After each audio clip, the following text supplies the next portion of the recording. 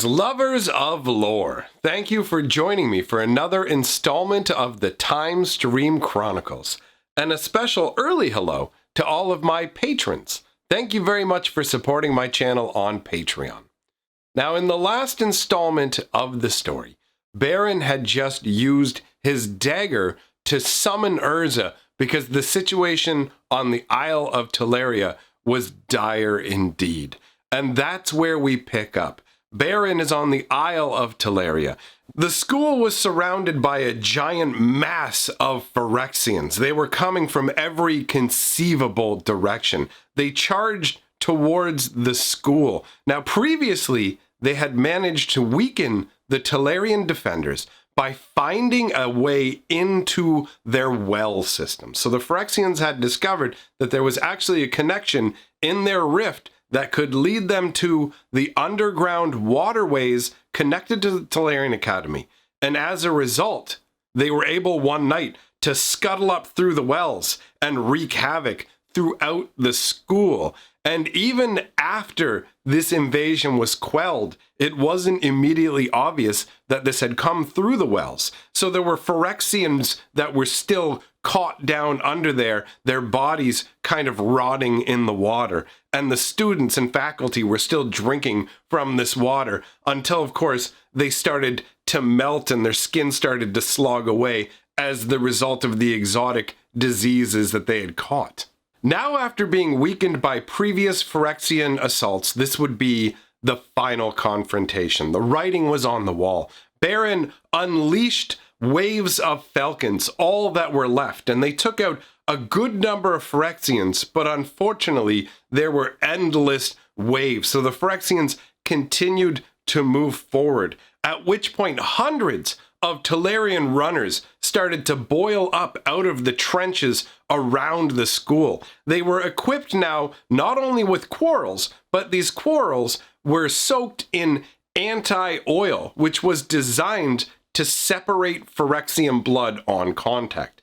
So large amounts of Phyrexians fell to the assault of these runners, and the runners, even after they had expended their quarrels, met the Phyrexians head-on, slamming into all these horrific beasts. But unfortunately, the sheer numbers of Phyrexians eventually won out, with some of the more beastly Phyrexians winning through past these runners. Now, this was not the last wave of defenses for the school. The Scorpions, the staunch, slow but powerful beasts, would cut the legs out from these Phyrexians as they came forward.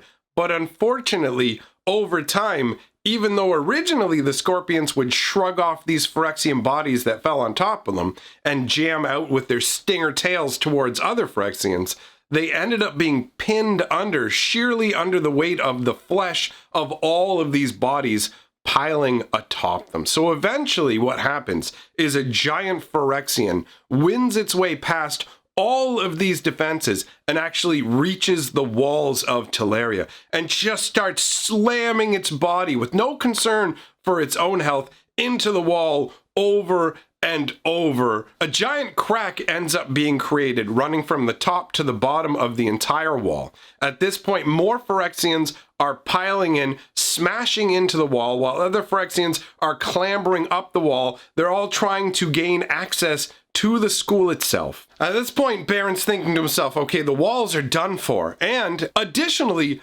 Phyrexians had managed to find their way into the wells again and were boiling out of the wells all over the courtyard. It had become a scenario where it was everyone for themselves. All the students were on their own. This was heartbreaking for Baron, so he did the only thing he could think to do at this point. He recalled the pumas from the forest.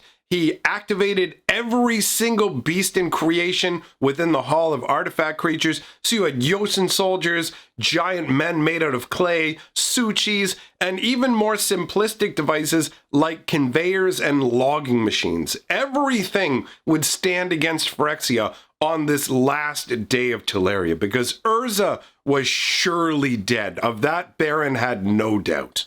At the same time, deep in the heart of the Yavimaya forest, a man suspended in wood was plagued by horrors. He could hear screams of despair and pain. Unlike the screams that he had been subjected to in the past, each of these called out just one name, Urza. This was a different Urza, however. This Urza was a powerful protector. These people sought salvation, the salvation that only Urza could bring. After years of being trapped inside the Magnagoth tree, Urza finally remembered who he was. As his consciousness reformed itself, Yavimaya made one last desperate effort to maintain its hold over his mind. But unfortunately for the forest, after spending so many years extracting its vengeance, it had also come to learn more of Urza, and as a result, it hated him less. And without that towering rage to fuel the magics to keep Urza trapped, Urza was able to force the forest spirit off of him and basically pull all the fragments of his mind and his body back together inside the Magnagoth tree. Now, as this is happening, Multani cannot accept this scenario. So he makes a desperate lunge into Urza's body. All he wants to do is hold Urza immobile so that Yavimaya can once again take hold over his mind. But unfortunately for Multani, this effort has failed. Urza has fully reformed himself and planeswalks away. Multani at this point is actually trapped inside of Urza, and Urza can feel Multani's presence as he travels through the blind eternities. And they're both very much aware that their roles have changed now. Urza is no longer the captive. Multani has become his prisoner. At this point, Urza has zero time to deal with the Multani situation. For him, he is laser focused on the danger to Teleria. Stepping through the blind eternities, he arrived at his destination, the Mana Rig located in Shiv, specifically the room that Joyra was in. Joyra was wholly unprepared for Urza to just appear in the room before her, and she was even more shocked when he said, "Gather your forces, Teleria is under attack, I will return." And with that, he was gone. Urza could actually feel amazement welling up within him, but it wasn't coming from him. Multani was feeling a sense of awe at what was going on. A moment later, they were in Teleria. Urza took stock of the situation. The guards were nowhere to be seen. At this point, they were merely smears on the stones. Phyrexians of every shape and size, indescribable horrors, were everywhere.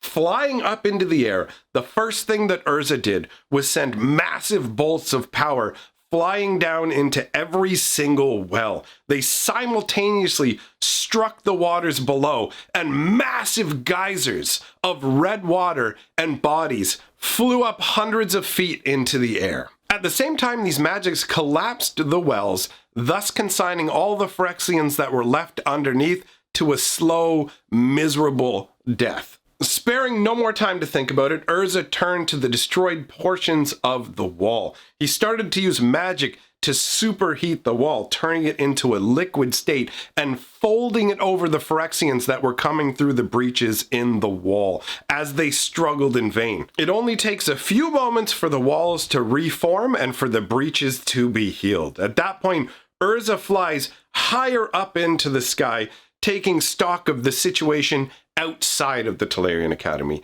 and he can see that there are endless waves of Phyrexian. So summoning a massive amount of red mana, he sends gigantic rings of fire coruscating out away from the walls of the Telerian Academy, just incinerating wave after wave, rank after rank of Phyrexians. Now, as this fire moved towards the forest outside of the Telerian Academy, Multani spoke up inside of Urza. "Still the killer, I see, willing to slay every beast and bird to destroy your opposition." Urza smiled a little to himself as Multani abruptly quieted. All of the fires licked out of existence right before they would touch any part of the forest. Not a single leaf was harmed.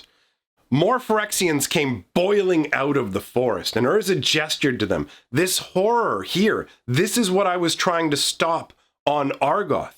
I still fight against these horrors, but I swear there will never be another Argoth again. This proclamation was met with silence from Multani. So Urza turned back to the task at hand. Reaching out his hand, he took control of half of the Phyrexians that were there and forced them to fight against each other. That being tended to, he turns to the area where the scorpions are buried under all of these different bodies and using magic frees all the scorpions. At this point, Urza feels confident that the outside of the school has been taken care of, so he flies back inside the walls, locating Baron. At this point, Baron is deep in battle, using specifically the dagger that is a beacon to summon Urza. Urza landed beside Baron, but unfortunately for him, Baron was not able to differentiate between him and Phyrexians in the heat of battle, so for his efforts, he ended up with Baron's dagger stuck deep into his belly.